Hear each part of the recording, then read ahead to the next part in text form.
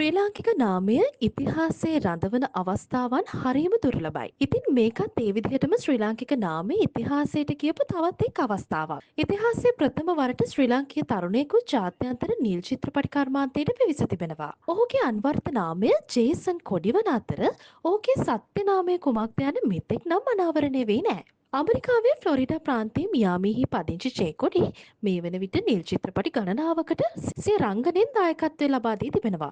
විශේෂයෙන් ප්‍රධාන පෙළේ චිත්‍රපටි 50කට වැඩි පිරිසකට ඔහු සිය රංගනයෙන් හැකියාව පෙන්වා තිබෙනවා. ඇමරිකාවේ ප්‍රධාන නිල් චිත්‍රපටි සමාගම් වන බ්‍රාසියස්, රියල්ට් කිං, එම්.ඒ. ඉරෝටිකා වැනි සන්නාම රැසක චිත්‍රපටිවලට ජේසන් කොඩි රංගනයෙන් දායක වී තිබෙනවා.